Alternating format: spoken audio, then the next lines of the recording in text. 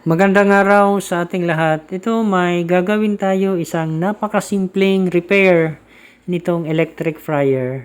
Hindi po ito na ito-turn on. Ayan o. Dahil ang kanyang problema ay yung kanyang knob. So, tingnan natin. Ayan, yung kanyang sira. Nabasag yung plastic. Ayan. Nabasag. So, gagawin natin dito ay ibabalik natin ang pagkakadikit nito gamit tayo ng epoxy. Buti hindi ito na itapon o hindi nawala. So, ibabalik lang natin yan dyan pero gagamitan natin yan ng epoxy. Bali yan. So, ang paglagay natin dyan ng epoxy ay ipapakita ko din sa inyo mamaya. Medyo fast forward lang natin siguro para hindi masyadong magtagal itong ating video tutorial. Dahil ito naman po ay napakasimpleng pag-repair, sana po ay makatulong o makapagbigay ng idea sa mga gustong mag-DIY. Okay, so baling paglagay natin ng epoxy ay hindi natin yan kakapalan kasi kailangan natin i-consider na ipapasok din ito o ibabalik natin yan dyan. So, kailangan hindi yan lalampas sa butas kung saan matatagpuan yung shaft ng thermostat.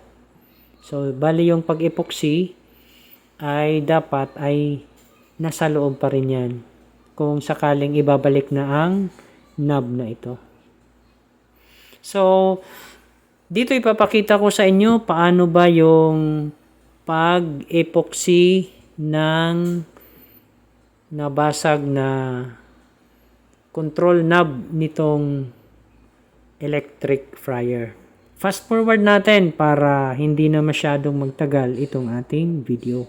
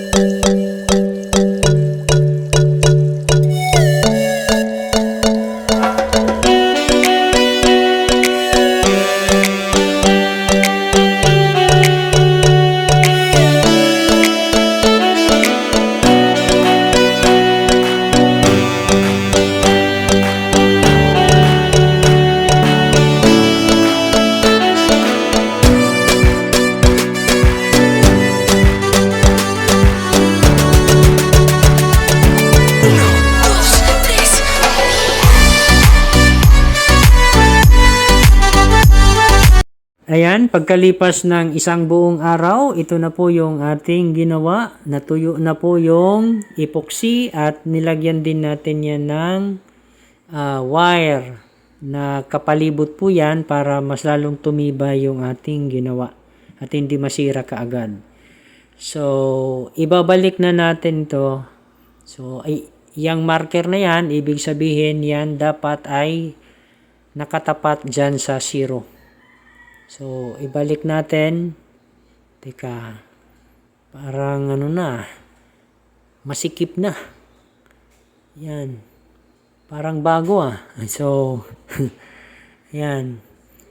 Medyo masikip na siya. Naninibago. Ayan. Oh. Ayan, i-push na natin yan. Dahan-dahan lang natin i-push para hindi naman masira yung thermostat sa loob. Okay.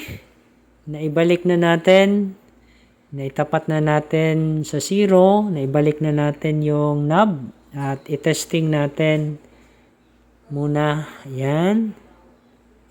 Plug in natin ang fryer.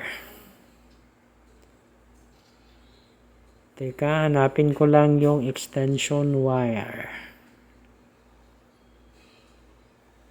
Plug in natin ito. Okay. Ito na. Nakita na natin yung extension wire. I-plug in na natin itong fryer. Plug in na natin. Ayun I-plug in na natin. Testing natin ngayon. Ayan. So, makapapansin ninyo, hindi na siya madaling ikutin. Medyo matigas na siya. Tapos, ito na, nag-turn on na itong electric fryer. Ibig sabihin, gumagana na ito. Bale, yung ginawa natin ay ibinalik lang natin yung nabasag o ibinalik natin yung pagkakadikit nung nabasag na knob nitong electric fryer. So, ganun lang yon. Bali, yung ginamit natin ay epoxy at pinatuyo natin ng isang buong araw. Okay? In-unplug natin. Pansinin nyo, kahit hindi pa yan nagsisiro, naka-off na kasi nga in-unplug na natin. Ngayon, umaga na, tayo po ay mag-init ng ulam gamit ang electric fryer. Subukan natin kung okay ba itong ating pag-repair ng knob nitong electric fryer. Ayan, iset natin siya sa 5 minutes. Naka 125 degrees. 5 minutes po yung kanyang time duration at umiilaw na yung kulay green. Ibig sabihin, gumagana na itong electric fryer. Ayan, so okay po yung ating ginawa. Bale, yung problema nito ay nabasag yung kanyang control knob.